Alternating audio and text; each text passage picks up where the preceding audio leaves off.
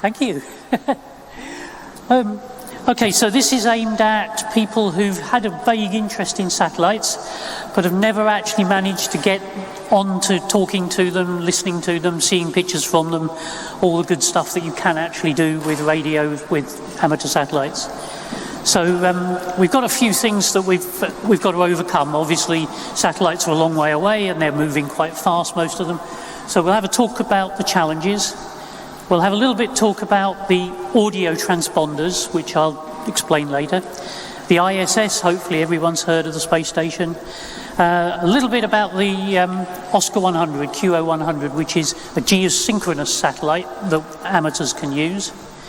A little bit about the data stuff rather than just doing voice, and then a little bit about some of the homebrew stuff if we get that far. And we'll finish up with some weather satellite pictures. So that's what we're going to talk about. So, as I said, they're moving quite fast. They're whizzing around in the sky. You don't know where they are until you actually get some sort of software to help you find the locator in these things. For those who understand, we use Kepler elements into prediction programs which will tell us where the satellites are in the sky. I use this web N2YO. There are 5 or 6 other websites you can go to where you tell it which satellite you're interested in, and it will give you the prediction for it. Then once you know where it's going to be, you have to be able to track it. We'll come on to why in a moment, but you need to track where it is in the sky relative to where you are. Any piece of radio equipment, you need an antenna. Everybody's probably got a dish for their sky system, or an antenna on the roof for radio or whatever you're receiving. And it's no different for satellites. You've got to be able to pick these things up with an antenna. We'll talk about a few that I've got here. There's also your TV antenna, for instance. It's basically a plane. It's got lots of elements in a plane. That means it's polarized in a certain direction. For TV, it would be horizontal. Now, satellites do the same, or some of them do, but you need to know where they are relative to you so that you can get that pointing polarization right. So finally, the real challenge, Doppler. I don't know if you all know what Doppler is. It's the sound you get when a train or a police car goes by. It sounds really high-pitched as it's coming towards you, and then suddenly it goes low-pitched going away. I won't try and do an impression. But exactly the same with the satellite. If it's over there and it's coming towards you, it's transmitting on a higher frequency, or you think it is, and then as it goes away from you, it's on a lower frequency, and you have to be able to track that so that your radio receiver will know what frequency to be listening on. Then you need amplifiers, you need decoding software, that sort of thing.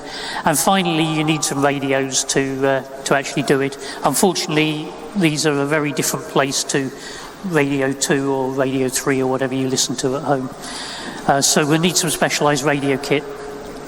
Okay, so first challenge, we need to know where they are. This is a bit of an eyesight test, but it basically, every square on this image is a satellite that was being received by an amateur somewhere in the world. Okay, this is quite an old scan. I don't know whether there's a date on it, but you can see that there are, down the side, there's probably 40, 30 satellites that you could use, and most of them are being seen by someone in the world somewhere, all through the day. So, okay, so you pick your satellite, depending on what equipment you're going to be using. Then you head off to somewhere like this. This is, I mentioned, N2YO. This gives you a picture of the world, and the yellow trails, hopefully you can see them, are where the satellite is traveling. And this was just a screenshot, obviously, but it's got a little picture in the middle there of the ISS. And as you watch it in real time, it will show it coming towards you or going away from you on those trails. So now you know where to find out about satellites, and you know with a program like this where it's going to be at any one time. So then, in order to correct for this Doppler, There are two different ways of doing that. We'll look at another one in a minute, but if you've got a radio that can talk to a computer, this great little program by David Taylor will let you actually connect the computer to your radio, and it'll do all the tuning for you. So as it moves through the sky, the radio just automatically moves the frequency so that you're picking up at all the right time. And there again, you've got the ISS on a similar kind of picture. And you can see it going around the world, of course, because of the map projection. These things are all curvy lines rather than straight lines. Sorry, there we go. And just for those who are interested, this program, WX Track, will actually let you set up a variety of tracking options. Okay, so what are we going to actually listen for? Well, I mentioned a few things earlier. One of the interesting ones is these FM transponders. So basically what it works is you transmit on a radio up to the satellite, it receives it, and then transmits it back on a different frequency. So if you're listening on that second frequency, the different frequency, you will hear everybody talking to it, and you'll hear what's coming back. And there were quite a few up there. I put a couple there. There was something like 25, 30 up there at the moment that you can easily access. So wherever you are in the world and whatever time of day, you'll probably find there's going to be one of these guys going over.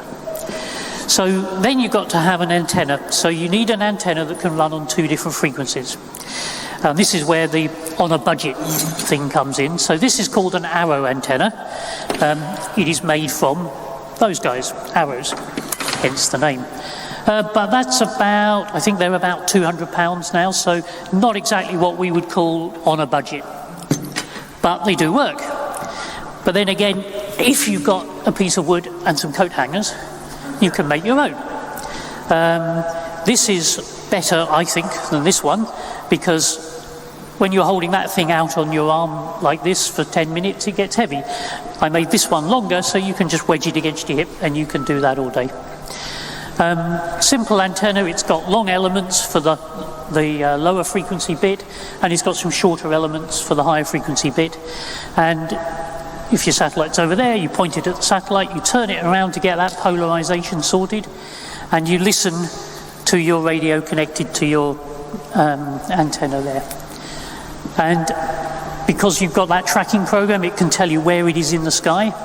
You can just follow it across, turning it a little bit just to make sure you're keeping it on the right polarization till it goes away below the horizon. And that is all you need along with a radio. So there are lots of varieties of radios. This little guy, I don't know whether you can see him, but it's called a Baofeng. It's really the budget radio for amateur use. They're about £10 on eBay. So they don't work awfully well, but you take this antenna off here, you connect up that big one there, and you will be able to hear and talk to any of these satellites. So that's quite fun. It means you can talk to people quite a long way around the world. These things have a footprint of, I don't know, 200 or 300 miles. So it's quite fun. It's quite challenging. You have to get yourself right place, right time, all that sort of thing. So, but you can do it for £25. So yeah, that's all you need to do.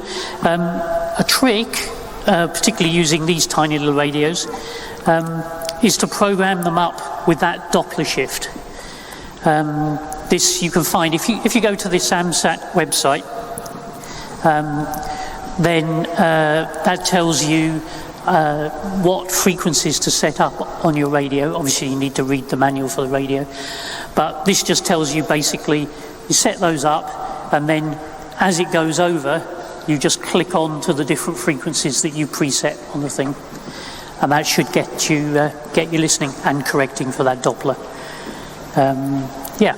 Okay, we mentioned the ISS. That's probably something a lot of people are quite interested in seeing and talking to. For those who know, APRS is a positioning system, and the ISS has both a beacon to tell you where it is, and also a transponder so that if you've got a positioning system, it can relay it around the world. I don't know, yeah, so there's a picture of APRS, and you can see, hopefully, that I was receiving quite a few people around the world who've got other transponders, and the ISS was receiving that and relaying it to me. Again, you can do that with fairly simple radio. I don't know if anyone's familiar with these little guys. It's a little blue radio. You can get them from eBay for about £20. Originally, they were designed as terrestrial television receivers, but the amateur community went a bit mad and used them for lots and lots of things, including this APRS stuff. So that picture I just showed you was done using one of these, about £20. And you could use an antenna like that, but I actually have a vertical. It's called a white stick. They're not too bad. They're about £20-25 at the cheap end, or £50-60. And connect that up to one of these, put it up somewhere high, like on a roof or on top of your car or something like that. And you can get that APRS type communications with the ISS. Occasionally the ISS uses one of these voice transponders that we just talked about. So again, once you know where it is, make yourself a wooden and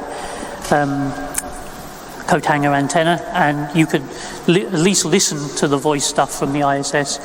It's not so good to talk to the ISS on that, because usually they're only talking on FM when they're doing a school contact.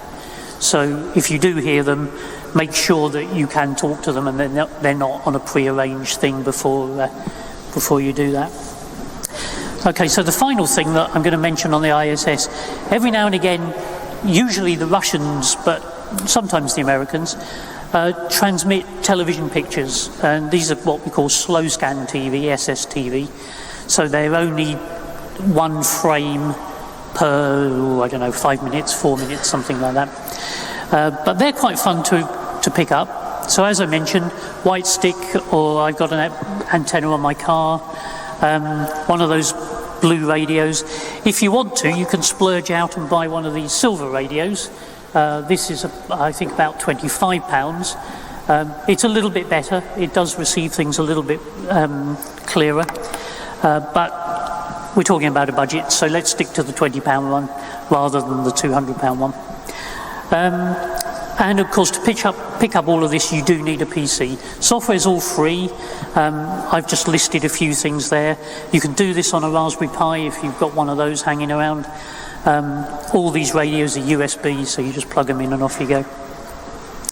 That's that ISS picture. There's a picture I downloaded. It was from one of the Russian pictures that they were transmitting for one of their 75-year anniversary quite a few years ago now. And for those who like collecting them, you can get an award if you do pick up some of these pictures. The ARIS amateur radio on the ISS will issue you with a certificate with your name on it. Okay, we'll talk a little bit about S-HAIL. This is a geosynchronous satellite. It's up there thanks to the Qatari government, who had an interest in amateur radio and thought, we'll put up a geosynchronous satellite so that you can talk to it. This isn't quite budget, because you do need to spend a little bit of money. An old Sky Dish, this size of thing, rusty as anything, you can probably pick them up on a skip, but they will pick up this thing. Now, if you've got a Sky Dish or something similar, you've probably got an LMB, the little receiver block that sits in the middle of the dish. That will work fine for this. It was designed to work with this type of equipment.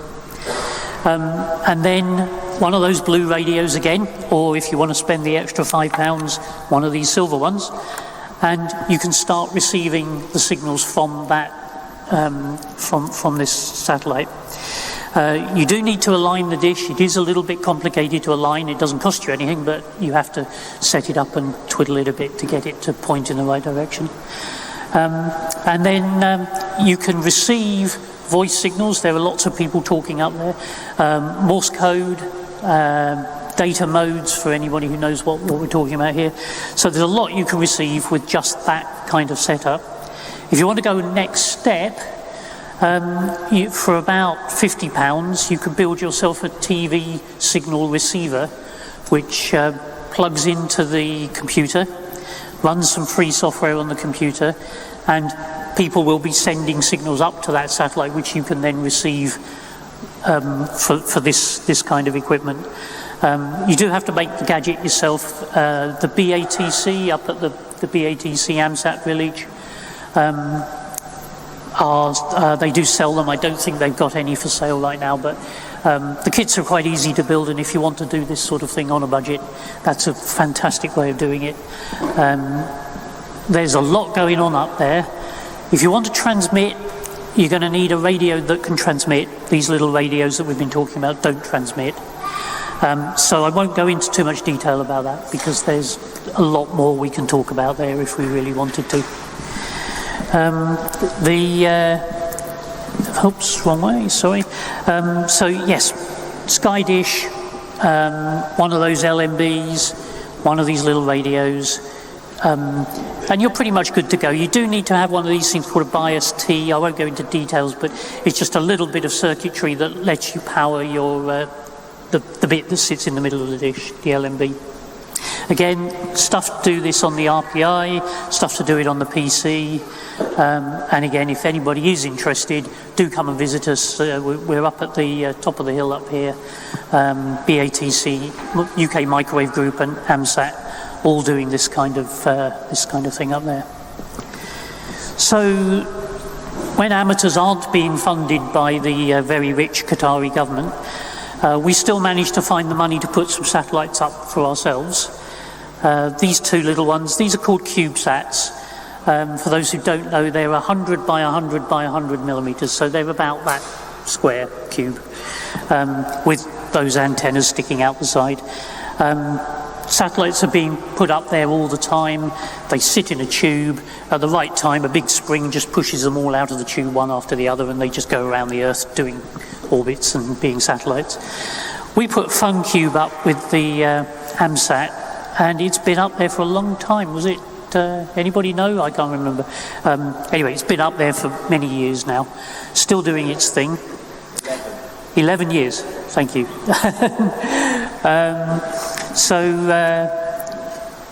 What can you get from these things? Well, some of them have got those FM transponders again, so you can talk to them and get stuff back. But for the people who like the science, here's some stuff I was doing for one called Fox One, which I think has now gone off air. But anyway, the principles are the same. You can get in some very interesting radio reception, the digital modes that are going on here. Again, these guys are brilliant. All you need is that and a white stick on your car or your roof. And when they go over, the software will do all the receiving, decoding, all for free on your PC. And it can do a lot of stuff. There's another one, that's FunCube, in fact. And you can probably see there that you've got all sorts of things about power supplies, temperatures, all the sort of thing that's being captured by this satellite with all the measuring equipment on it. But the really great thing about this is you can be part of some citizen science. If you receive something like that, you can set up your computer program to then send it to a central warehouse.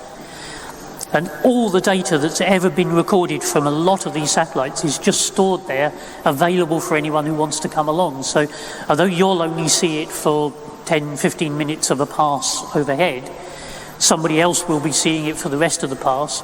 And in fact, you're getting data coming into the warehouse from almost all of the entire orbit cycle that's going on. So yeah, there's a lot of interesting citizen science that can be done there. And again, you can contribute for very little money outlay. And it's quite nice to be able to see, you know, this thing is 400 or 500 miles away and going around doing these things, and you can actually get useful data from it.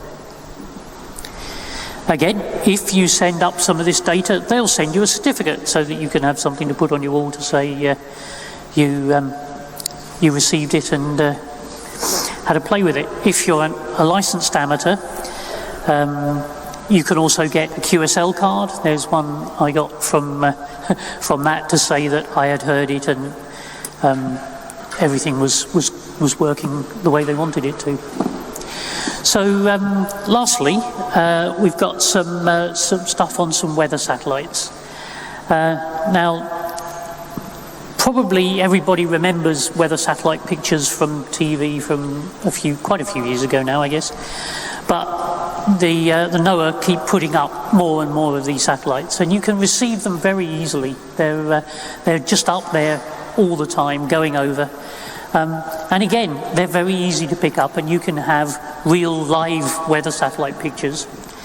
The way they work is quite interesting. They just scan a single line below them all the time. So as they go round, they're continuously just sending line after line after line of an image going around the world. So that means that as soon as it's above the horizon and you can actually receive it, you start seeing pictures, and then the whole of its pass overhead, you see all of what's going on directly underneath it.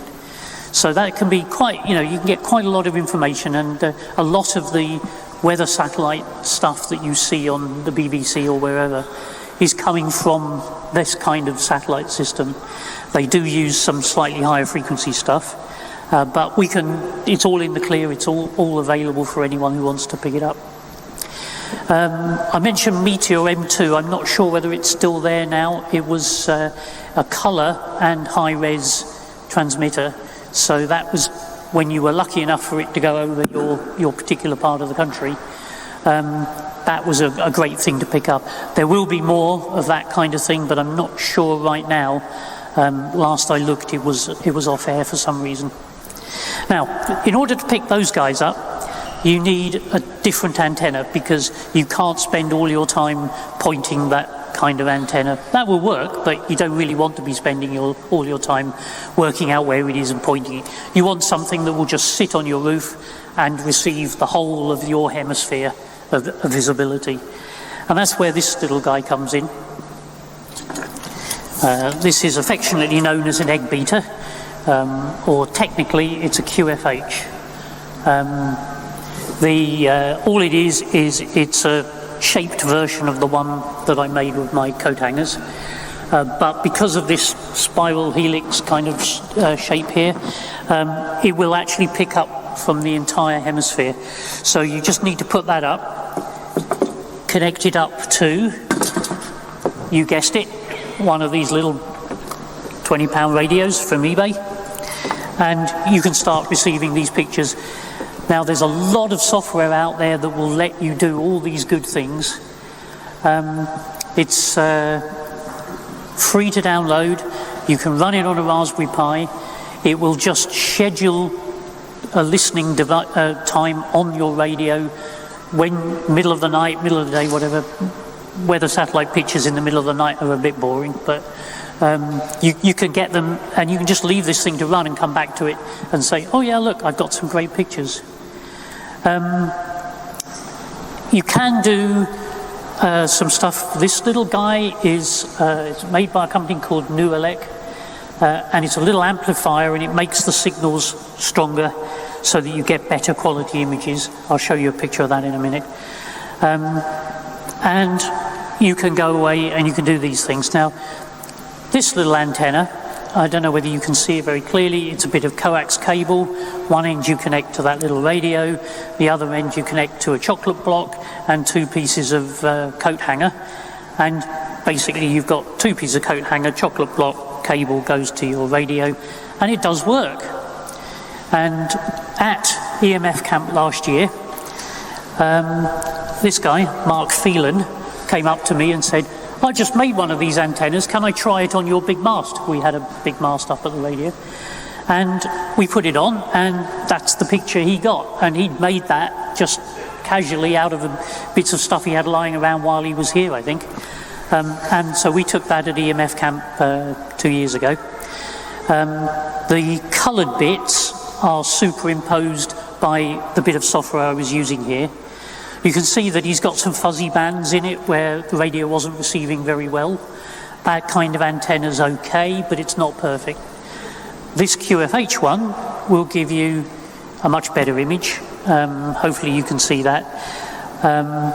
Actually, this site, my mistake, this was taken with the collinear. That's one of these white stick antennas on the roof. And they are very good at receiving horizontally, but they're not very good straight above. So as soon as the satellite went overhead, you see you get that fuzzy line where it's not receiving quite as well. So we want to improve on that. Like I said, get one of these things. They're £50 on eBay. They do make a big difference to the quality of the signal. You'll still get what I just showed you for your £20 outlay and your white stick, but if you get one of these, you can get pictures like that. And they're up there all the time. This one I took, I think this was EMF Camp 2 years ago. And that's basically it. For very little money, you can do all that sort of thing. If you want to, you can play with some other satellites. There's another one, that QFH, the red thing. This is a tiny one for a much higher frequency. You can put that into a dish and start receiving some of the higher frequency stuff. You can do the same sort of thing if you want to start receiving hydrogen line, diverting from the talk a bit. But yeah, plenty of things you can do. And so I know we're not taking questions today. I'd invite everybody who's got any interest in this at all to come up to the AMSAT tent, BATC, British Amateur Television, and the microwave group. We're all up there. We're all doing stuff. We've got live demonstrations of all of this Oscar 100 stuff, and we can show you all this kit running. We can't, unfortunately, do amateur the satellite stuff today because the brakes failed on my radio van on the way here, and I didn't want to drive a 3.5-ton van with no brakes. So unfortunately we can't show you that, but we can show you everything else. You can come and have a look at these antennas. I can point you at all sorts of websites that will show you where you could go to get plans to make these things. And as I said, just come and see us, and that is that. Thank you very much for listening.